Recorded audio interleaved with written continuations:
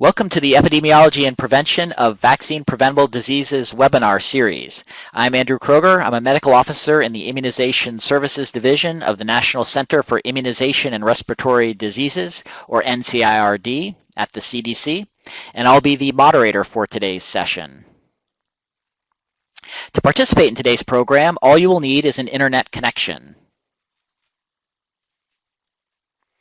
Here are our learning objectives. At the conclusion of this session, the participant will be able to describe the different forms of immunity, describe the different types of vaccines. For each vaccine preventable disease, identify those for whom routine immunization is recommended. For each vaccine preventable disease, describe characteristics of the vaccine used to prevent the disease. Describe an emerging immunization issue. Locate resources relevant to current immunization practice. And implement disease detection and prevention healthcare services. For example, smoking cessation, weight reduction, diabetes screening, blood pressure screening, immunization services to prevent health problems and maintain health. Today is August 24th, 2016, and on the agenda is the Epidemiology and Prevention of Vaccine Preventable Diseases Pink Book, specifically the chapter on hepatitis B. This will be presented by Dr. Candace Robinson, Medical Officer in the Communication and Education Branch, or CEB, the Immunization Services Division, ISD, of the National Center for Immunization and Respiratory Diseases, or NCIRD. Continuing education, or CE credit, is available only through the CDC ATSDR Training and Continuing Education Online System, which is at www.cdc.gov/TCE online. If you are watching this version live, CE credit for this session will expire on September 26, 2016. If you're watching the Enduring Archive version, CE credit for the session expires on June 1st, 2018.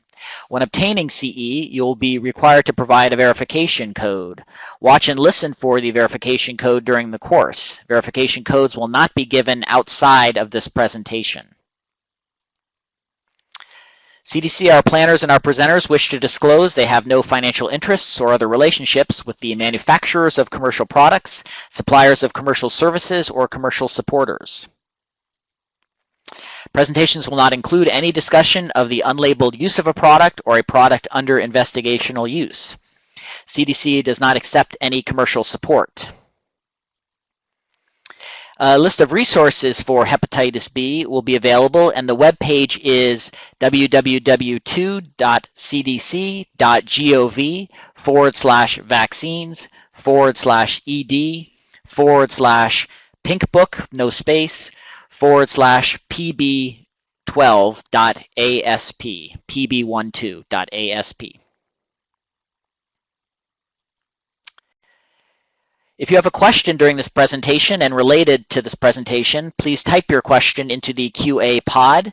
I will collect these questions during the presentation, and then we will address them during the question and answer period, which will follow Dr. Robinson's presentation. I will now turn the microphone over to Dr. Robinson. You may begin. Thank you, Dr. Kroger. Good afternoon to all. Content regarding hepatitis B can be found starting on page 149 of the Pink Book. Hepatitis B virus is a small double-shelled virus in the family Hepandiviridae. Other Hepandiviridae include duck hepatitis virus, ground squirrel hepatitis virus, and woodchuck hepatitis virus. The virus has a small circular DNA genome that is partially double-stranded. Hepatitis B virus contains numerous antigenic components, including hepatitis B surface antigen, hepatitis B core antigen, and hepatitis B E antigen. Humans are the only known host for hepatitis B virus, although some non-human primates have been infected in laboratory conditions. Hepatitis V is relatively resilient and in some instances has been shown to remain infectious on environmental surfaces for more than 7 days at room temperature. Several well-defined antigen-antibody systems are associated with hepatitis B virus infection. Hepatitis B surface antigen, formerly called Australia antigen or hepatitis-associated antigen, is an antigenic determinant found on the surface of the virus. It also makes up subviral spherical and tubular particles. Hepatitis B surface antigen can be identified in serum 30 to 60 days after exposure to hepatitis B virus and persists for variable periods. Hepatitis B surface antigen is not infectious. Only the complete virus or Dane particle is infectious. During replication, hepatitis B virus produces hepatitis B surface antigen in excess of what is needed for production of Dane particles. Hepatitis B surface antigen is antigenically heterogeneous, with a common antigen designated A and two pairs of mutually exclusive antigens D, Y, W, and R, resulting in four major subtypes: ADW, AYW, ADR, and AYR. The distribution of subtypes varies geographically. Because of the common A determinant, protection against one subtype appears to confer protection against the other subtypes, and no differences in clinical features have been related to subtype. Hepatitis B core antigen is the nucleocapsid protein core of hepatitis B virus. Hepatitis B core antigen is not detectable in serum by conventional techniques, but it can be detected in liver tissue of persons with acute or chronic hepatitis B virus infection. Hepatitis B E antigen is a soluble protein. It is also contained in the core of the hepatitis B virus. Hepatitis B E antigen is detected in the serum of persons with high virus titers and indicates high infectivity. Antibody to hepatitis B surface antigen develops during convalescence after acute hepatitis B virus infection or following hepatitis B vaccination. The presence of antibody to hepatitis B surface antigen indicates immunity to hepatitis B virus. Antibody to hepatitis B core antigen indicates infection with hepatitis B at an undefined time in the past. IgM class antibody to hepatitis B core antigen indicates recent infection with hepatitis B virus. An antibody to hepatitis B E antigen becomes detectable when hepatitis B E antigen is lost and is associated with low infectivity of serum. An estimated 850,000 to 2.2 million persons in the United States have chronic hepatitis B virus infection. Chronic infection is an even greater problem globally, affecting approximately 240 million persons. Hepatitis B infection is an established cause of acute and chronic hepatitis and cirrhosis. It causes up to 50% of hepatocellular carcinomas.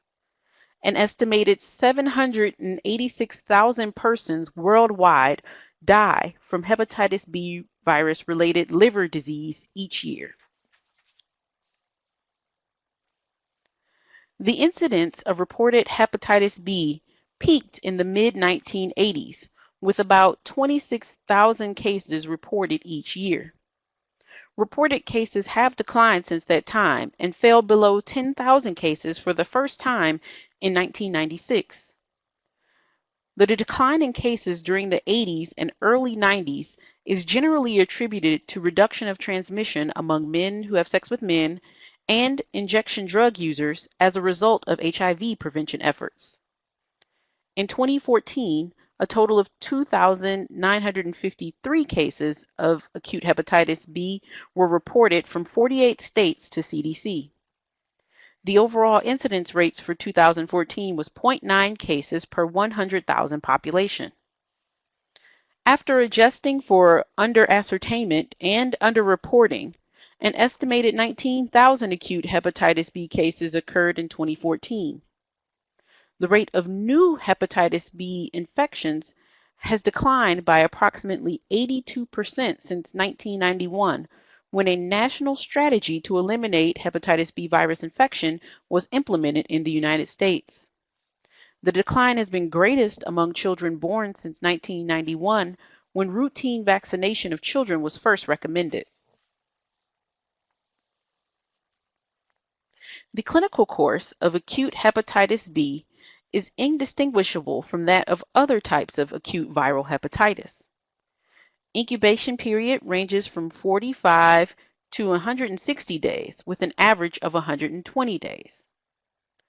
The pre-icteric or prodromal phase, from initial symptoms to onset of jaundice, usually lasts from 3 to 10 days. It is nonspecific and is characterized by insidious onset of malaise, anorexia, nausea, vomiting, right upper quadrant abdominal pain, fever, headache, myalgia, skin rashes, arthritis and arthralgias, and dark urine.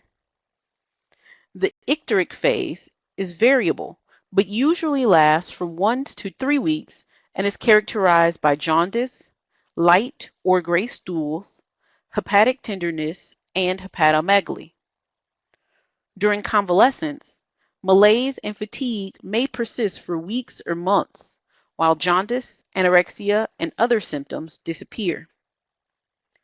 Clinical signs and symptoms occur more often in adults than in infants or children, who usually have an asymptomatic acute course. However, approximately 50% of adults who have acute infections are asymptomatic. While most acute hepatitis B virus infections in adults result in complete recovery, fulminant hepatitis occurs in about 1 to 2% of acutely infected persons. About 200 to 300 Americans die of fulminant disease each year. Although the consequences of acute Hep B infection can be severe, most of the serious complications associated with hepatitis B viral infection are due to chronic infection. Other possible complications include hospitalization, cirrhosis, hepatocellular carcinoma, and death. This is a picture of a patient that presented with a distended abdomen due to a hepatoma resulting from chronic hepatitis B infection. Chronic infection is responsible for most Hep B related morbidity and mortality, including chronic hepatitis, cirrhosis, liver failure, and hepatocellular carcinoma. Approximately 25% of persons with chronic Hep B virus infection die prematurely from cirrhosis or liver cancer. Chronic active hepatitis develops in more than 25% of carriers and often results in cirrhosis. An estimated 3,000 to 4,000 persons die of Hep B related cirrhosis each year in the United States. An estimated 1,000 to 1,500 persons die each year in the U.S. of hepatitis B related liver cancer. Persons with chronic infection are often asymptomatic and may not be aware that they are infected. However, they are capable of infecting others and have been referred to as carriers. Perinatal transmission from mother to infant at birth is very efficient. If the mother is both positive for hepatitis B surface antigen and hepatitis B E antigen, 70 to 90% of infants will become infected in the absence of post-exposure prophylaxis. The risk of perinatal transmission is about 10% if the mother is positive only for hepatitis B surface antigen. As many as 90% of infant hepatitis B infections will progress to chronic infections. The proportion of patients with acute hepatitis B infection who progress to chronic infection varies with age and immune status. Approximately 5% of all acute hepatitis B infections progress to chronic infection, with the risk of chronic hepatitis B infection decreasing with age. As stated before, as many as 90% of infants who acquire Hep B infection from their mothers at birth will become chronically infected. Of children who become infected with Hep B between 1 and 5 years of age, 30 to 50% become chronically infected. By adulthood, the risk of acquiring chronic hepatitis B infection is approximately 5%. Humans are the only reservoir for Hep B virus. No animal or insect hosts or vectors are known to exist. The virus is transmitted by parenteral or mucosal exposure to hepatitis B surface antigen positive body fluids from persons who have acute or chronic hepatitis B virus infection. In the United States, the most important routes of transmission are perinatal and sexual contact with an infected person. Persons with either acute or chronic Hep B infection should be considered infectious any time that hepatitis B surface antigen is present in the blood. When symptoms are present in persons with acute hepatitis B infection, hepatitis B surface antigen can be found in blood and body fluids for 1 to 2 months before and after the onset of symptoms. Before routine childhood hepatitis B vaccination was recommended, more than 80% of acute hepatitis B infections occurred among adults. Adolescents accounted for approximately 8% of infections, and children and infants infected through perinatal transmission accounted for approximately 4% each. However, perinatal transmission accounted for a disproportionate 24% of chronic infections. In the United States, in 2005, the highest incidence of acute hepatitis B was among adults aged 25 through 45 years. Approximately 79% of persons with newly acquired hepatitis B infection were then known to engage in high-risk sexual activity or injection drug use. Other known exposures, such as occupational, household, travel, and healthcare related, together accounted for 5% of new infections. Approximately 16% of persons denied a specific risk factor for infection. In 2003, with only 3,000 cases reported to CDC, only 22% of cases reported high-risk behavior. Such behavior was not reported or not available for the remainder of the cases. A comprehensive strategy to eliminate hepatitis B virus transmission was recommended in 1991. It includes prenatal testing of women for hepatitis B surface antigen to identify newborns who require immunoprophylaxis for prevention of perinatal infection and to identify household contacts who should be vaccinated. The strategy also included routine vaccination of infants, vaccination of adolescents, and vaccination of adults at high risk for infection. Recommendations to further enhance vaccination of adults with diabetes at increased risk for hepatitis B infection were published in 2011. A plasma-derived vaccine was licensed in the United States in 1991. It was produced from hepatitis B surface antigen particles purified from the plasma of chronically infected humans. The vaccine was safe and effective, but was not well accepted, possibly because of unsubstantiated fears of transmission of live hepatitis B virus and other blood-borne pathogens. The vaccine was removed from the U.S. market in 1992. The first recombinant hepatitis B vaccine was licensed in the U.S. in 1996. Recombinant vaccine is produced by inserting a plasmid containing the gene for hepatitis B surface antigen into common baker's yeast. Yeast cells then produce hepatitis B surface antigen, which is harvested and purified.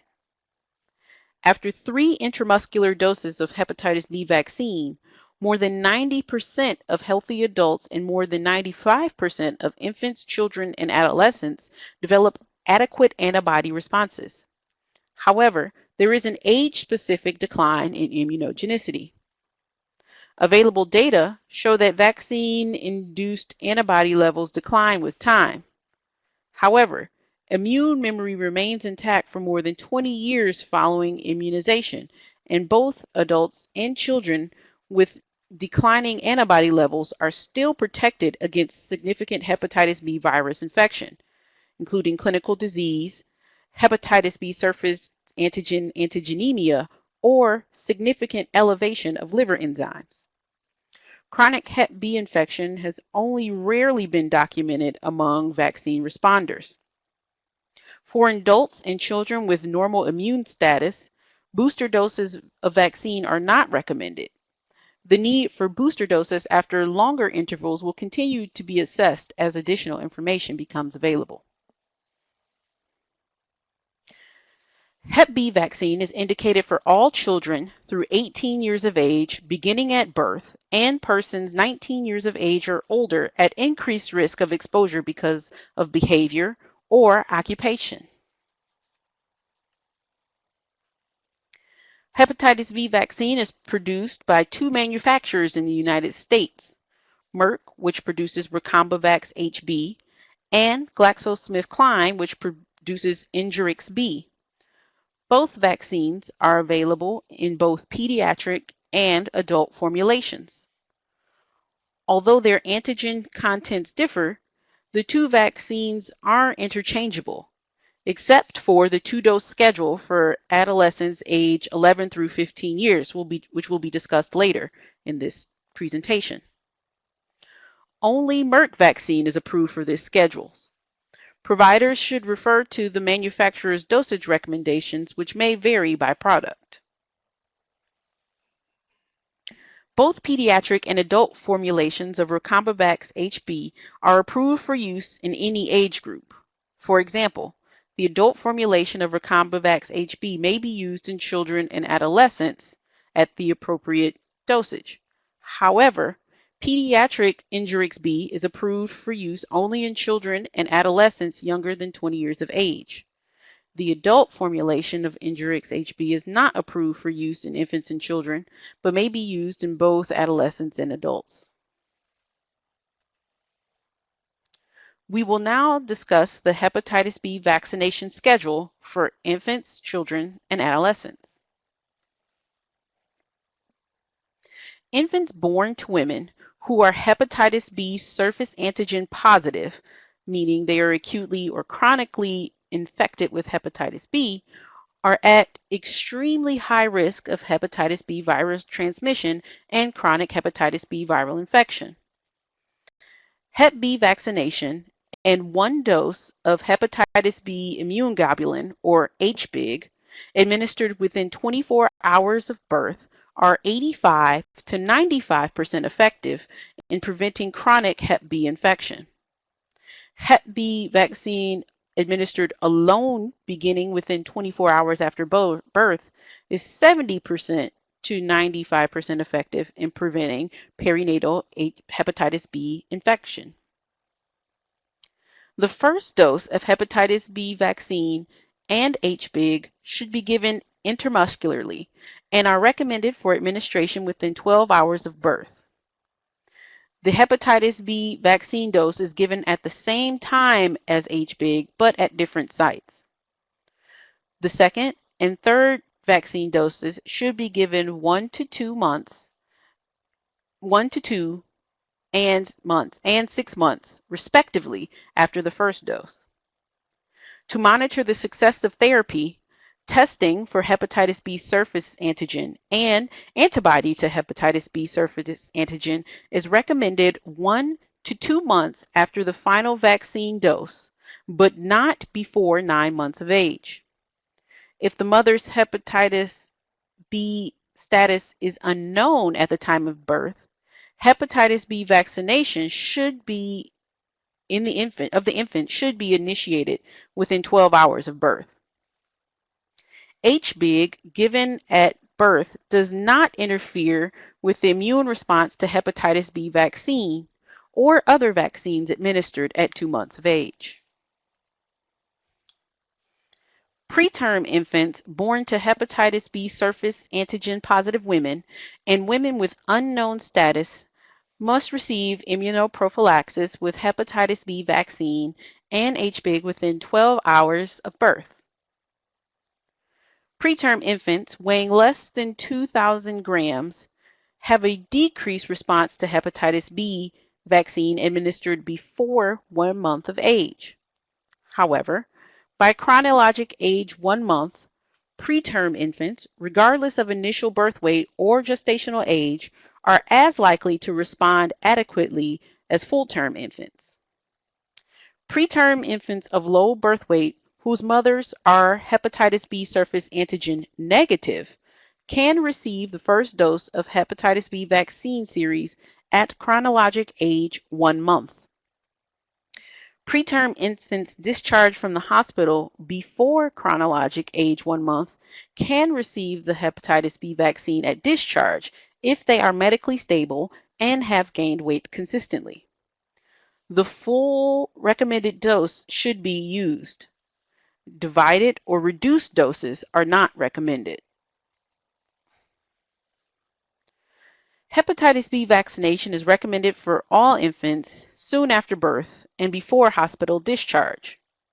Infants and children younger than 11 years of age should receive 5.5 mLs or 5 micrograms of pediatric or adult formulation Recombivac's HB or 0.5 mLs, 0.5 mLs, or 10 micrograms of pediatric Injurix B.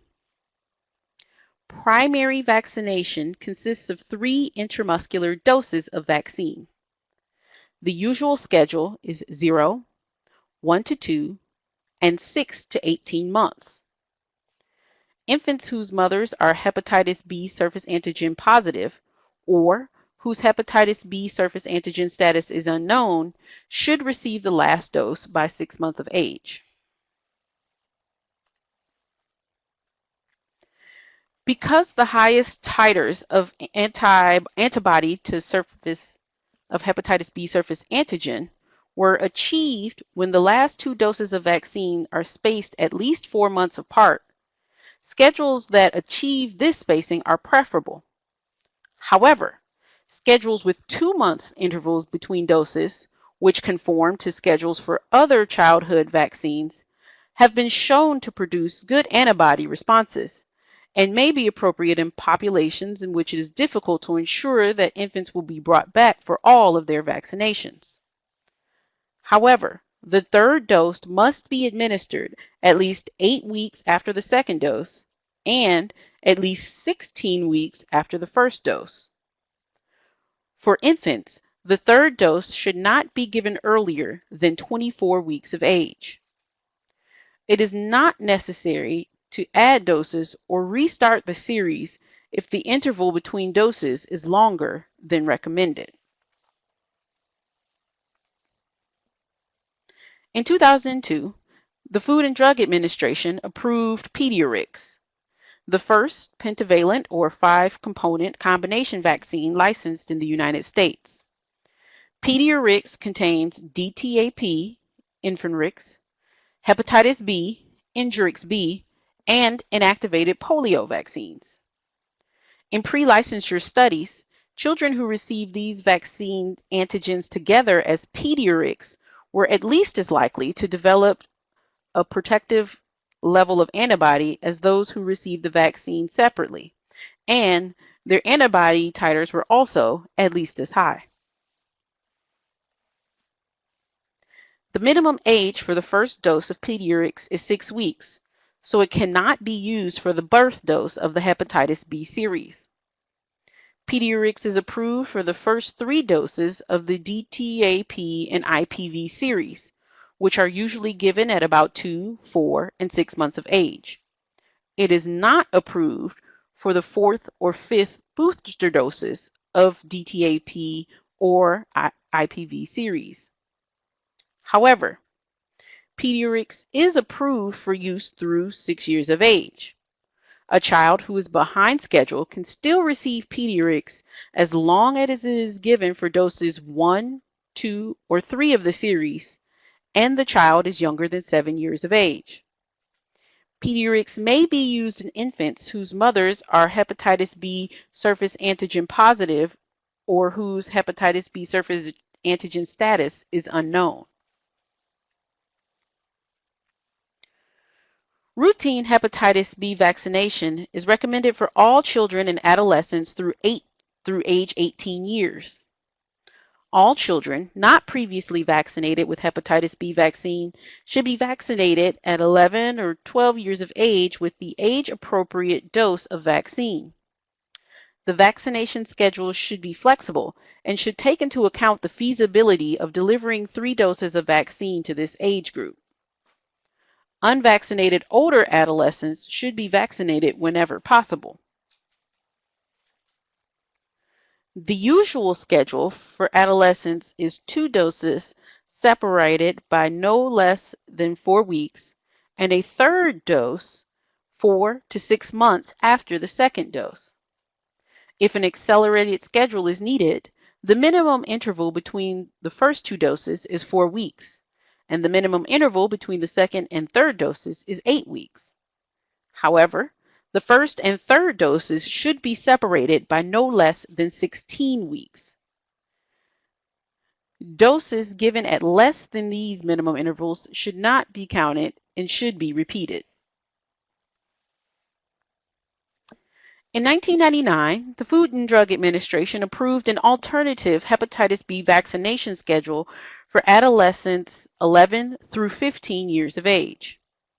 This alternative schedule is for 2 1 ml or 10 microgram doses of Recombavax HB separated by 4 to 6 months. Seroconversion rates and post-vaccination antibody to hepatitis B surface antigen titers were similar using this schedule or the standard schedule of 3 5 microgram doses of Recombavax HB. This alternative schedule is approved only for adolescents 11 through 15 years of age and only for Merck's hepatitis B vaccine. The 2-dose schedule should be completed by the 16th birthday. Now, we'll discuss Hep B vaccination of adults. Hepatitis B vaccination is recommended for all unvaccinated adults at risk for hepatitis B virus infection and for all adults requesting protection from hepatitis B viral infection. Acknowledgement of a specific risk factor should not be a requirement for vaccination. Persons at risk for infection by sexual exposure include sexual partners of hepatitis B surface antigen positive persons, sexually active persons who are not in a long-term mutually monogamous relationship, persons seeking evaluation or treatment for a sexually transmitted disease, and men who have sex with men. Persons at risk for infection by percutaneous or mucosal exposure to blood include current or recent injection drug users, household contacts of hepatitis B surface antigen positive persons, residents and staff of facilities for developmentally disabled persons, healthcare and public safety workers with risk of exposure to blood or blood-contaminated bodily fluids, and persons with end-stage renal disease, including pre-dialysis, hemodialysis, peritoneal dialysis, and home dialysis patients.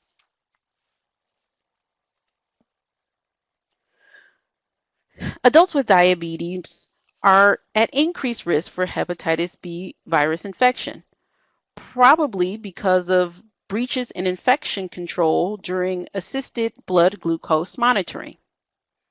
In the last 10 years, at least 15 outbreaks of hepatitis B have been associated with providers failing to follow basic principles of infection control when assisting with blood glucose monitoring, particularly in long-term care settings. In October 2011, the ACIP recommended that all previously unvaccinated adults aged 19 through 59 years with type 1 or type 2 diabetes be vaccinated against hepatitis B as soon as possible after a diagnosis of diabetes is made.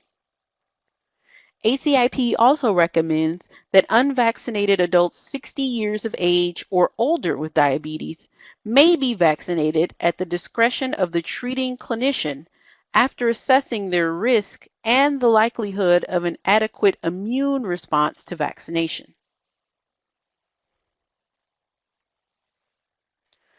Other groups at risk include international travelers to regions with high or intermediate levels of endemic Hep B infection, long-term travelers, and those who may engage in high-risk behaviors or provide health care while traveling. Persons with HIV infection are also at increased risk. In 2001, the Food and Drug Administration approved a combination hepatitis A and hepatitis B vaccine, Twinrix, produced by GlaxoSmithKline.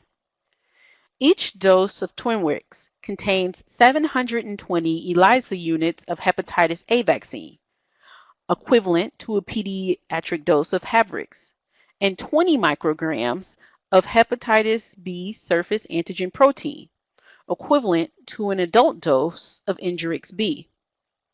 The vaccine is administered in a 3-dose series at 0, 1, and 6 months.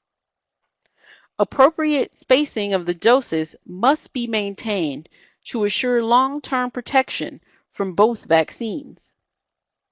The first and third doses of Twinrix should be separated by at least 6 months.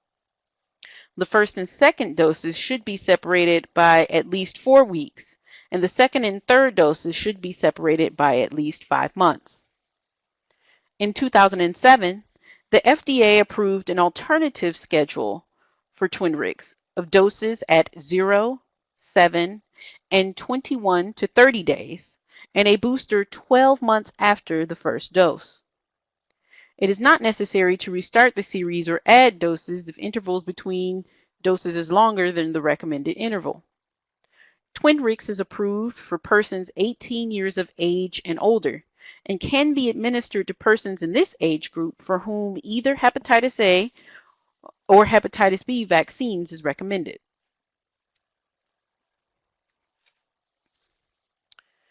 The decision to screen potential vaccine recipients for prior infection depends on the cost of vaccination, the cost of testing for susceptibility, and the expected prevalence of immune persons in the population being screened. Pre-vaccination testing is recommended for all foreign-born persons, including immigrants, refugees, asylum seekers, and internationally adopted children born in Africa, Asia, the Pacific Islands, and other regions with endemicity of hepatitis B infection. Household, sex, and needle-sharing contacts of hepatitis B surface antigen positive persons, men who have sex with men, injection drug users, and certain persons receiving cytotoxic or immunosuppressive therapy. Screening is usually cost-effective and should be considered for groups with a high risk of hepatitis B virus infection, prevalence of hepatitis B markers 20% or higher, such as men who have sex with men, injection drug users, and incarcerated persons. Screening is usually not cost-effective for groups with low expected prevalence of hepatitis B serologic markers, such as healthcare professionals in their training years. Serologic testing is not recommended before routine vaccination of infants, children, or adolescents. Testing for immunity following vaccination is not recommended routinely, but should be considered for persons whose subsequent management depends on knowledge of their immune status, such as chronic hemodialysis patients, other immunocompromised persons, and persons with HIV infection. Testing is also recommended for sex partners of hepatitis B surface antigen positive persons. Post-vaccination testing should be performed 1 to 2 months after completion of the vaccine series. Infants born to hepatitis B surface antigen positive women should be tested for hepatitis B surface antigen and antibody to hepatitis B surface antigen 1 to 2 months after completion of the final dose of the hepatitis B vaccine series and at least 9 months of age, generally at the next well-child check. If hepatitis B surface antigen is not present and antibody to hepatitis B surface antigen is present, children can be considered to be protected. Healthcare personnel who have contact with blood and bodily fluids of patients who might be infected with hepatitis B virus or who are at ongoing risk for injuries with sharp instruments or needle sticks should be routinely tested for antibody 1 to 2 months after completion of the 3-dose hepatitis B vaccine series, assuming they are not previously vaccinated.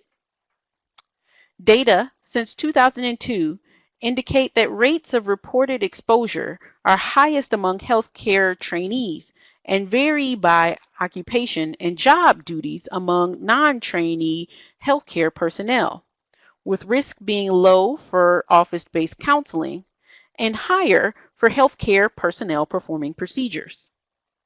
All healthcare institutions should ensure healthcare personnel receive training to recognize and report exposures and have systems in place to facilitate reporting and post-exposure assessment and have prophylaxis readily accessible for timely administration. Persons who do not respond to the first series of hepatitis B vaccine should complete a second 3-dose vaccine series. The second vaccine series should be given on the usual 6-month schedule. Healthcare personnel and others for whom post-vaccination serologic testing is recommended should be retested 1 to 2 months after completion of the second vaccine series. Fewer than 5% of persons receiving 6 doses of hepatitis B vaccine administered by the appropriate schedule in the deltoid muscle fail to develop detectable antibody. One reason for persistent non-response to hepatitis B vaccine is chronic infection with hepatitis B virus. Persons who fail to develop detectable antibody to hepatitis B surface antigen after 6 doses should be tested for hepatitis B surface antigen. Persons who are found to be hepatitis B surface antigen positive should be counseled accordingly. Persons who fail to respond to 2 appropriately administered 3-dose series and who are hepatitis B surface antigen negative should be considered susceptible to hepatitis B virus infection and should be counseled regarding precautions to prevent hepatitis B infection and the need to obtain prophylaxis for any known or probable parental exposure to hepatitis B surface antigen positive blood. We receive so many questions about people who received their hepatitis V series several years ago and were not attested for immunity after vaccination and are now entering the healthcare profession and test negative for Hep B surface antibody. We have been recommending this strategy for quite a while on NIPInfo and in the Pink Book, but is now published in the CDC MMWR. If this happens, administer a single dose of vaccine, then retest 1 to 2 months later. If the person responded to the original series, their titer will rise to a positive level. If not, administer 2 more doses to complete a second series and retest 1 to 2 months after the last dose. If they still do not respond, no further doses are recommended, and they will need HBIG if they ever have an exposure.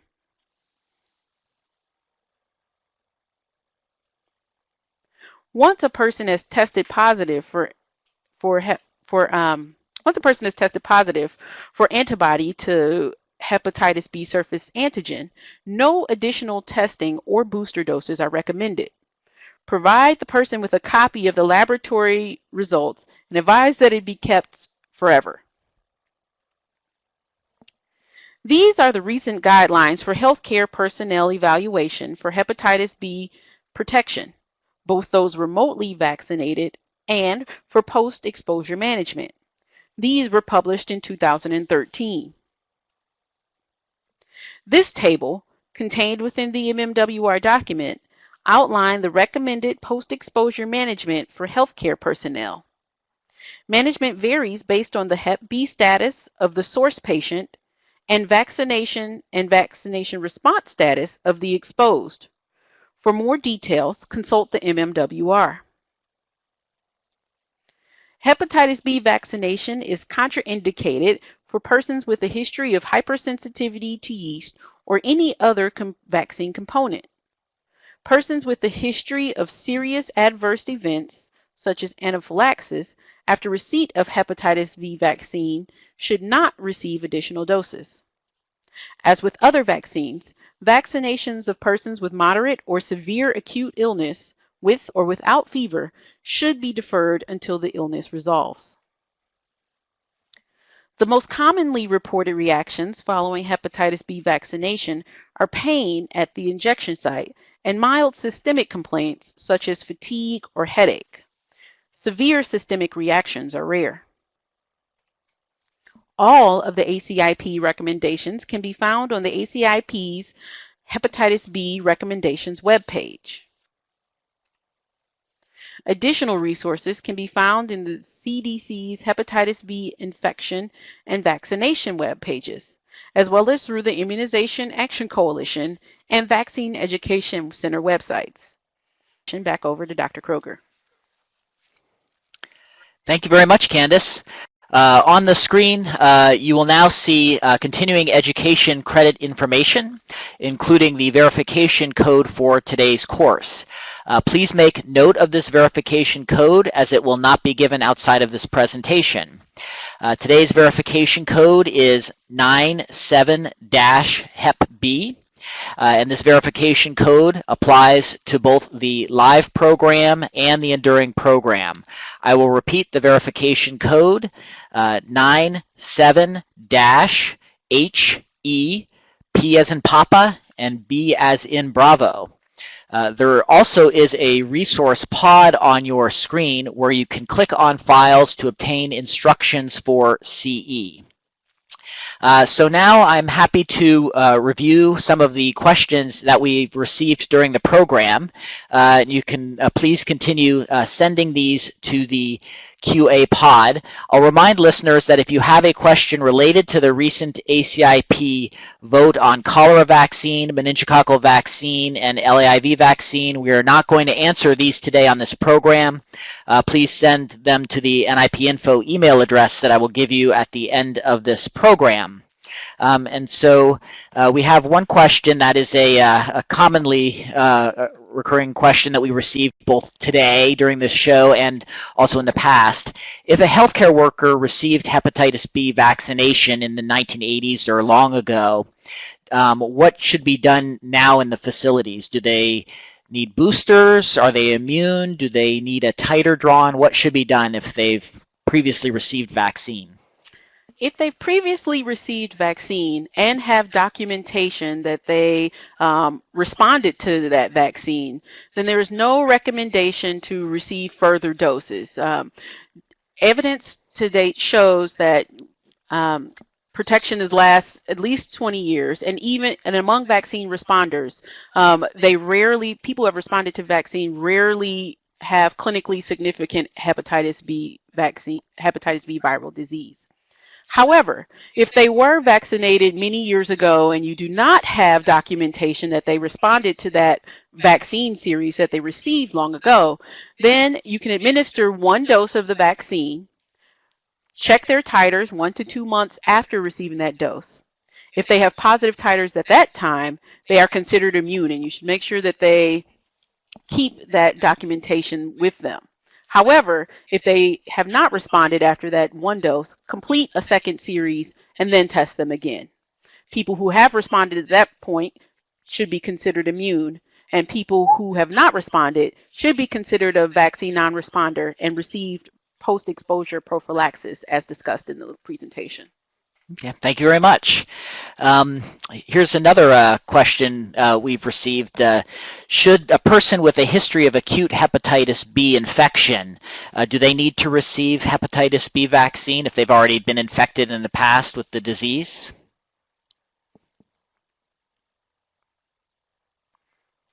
So generally speaking, no.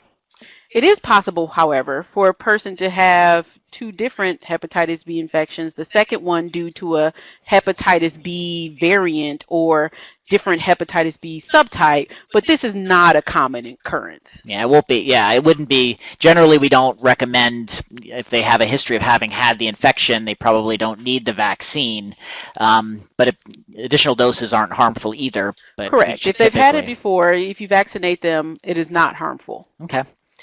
Here's another question. We have providers that have seen records of children vaccinated with Twinrix in the past. Can doses of Twinrix count as doses for hepatitis B and hepatitis A? So there are children who have received Twinrix doses in the past, and those doses can be counted for as doses of hepatitis B or hepatitis A, provided they have adhered to the minimum intervals for those doses. However, here in the United States, it is not FDA approved for persons under 18. So a provider should not plan to administer Twinrix as an alternative in people under 18. Yeah, that's they can be counted if they were given in the past, if they follow the appropriate intervals for Twinrix, or if there was a Twinrix Junior actually that's been used in other parts of the world, which we have counted in the past as well. Correct. So that's okay. Thank you. Let's see. Here's a other question that we've received. Can HBV be transmitted in daycare via saliva, for example, drooling infants? Although hepatitis B virus has been found in saliva, there's no data to suggest that saliva alone transmit hepatitis B virus infection. There have been no reports of hepatitis B virus transmission when an infected person bites another person. In these reports, bloody saliva was usually present in the infected person's mouth, and the blood was more likely the vehicle of transmission. Hepatitis B virus is not spread by kissing or hugging or sneezing or coughing or sharing cups, straws, food, or other eating utensils, or with casual contact. Okay, thank you. Thank you for that. A lot of questioners have questions like that and are concerned about transmission, so thank you. The question about of schedules, the Pink Book indicates a number of 3-dose schedules. In addition to the 0-1 6-month schedule, you sometimes see 0-1-4 or 0-2 month schedule. Is there any differences in those schedules, and does it matter if those alternate recommended schedules are used? As long as it's a recommended schedule, alternate recommended schedules can be used, and these schedules have been shown to have just as great of an antibody response as the other schedules. So if they're recommended by the ACIP or in the Pink Book, the alternate schedule can be used. Okay. Here's a question we've received. How long is hepatitis B vaccine protective? Sure, studies indicate that immunologic memory remains intact for at least 20 years and confers protection against clinical illness and chronic hepatitis B virus infection, even though the antibody levels that once measured as adequate may become low or decline to below detectable levels over time. If one is challenged with hepatitis B virus, people whose immune systems are competent will mount a response and develop protective antibodies. Studies are ongoing to assess whether booster doses of hepatitis B vaccine will be needed in the future. Okay, thank you.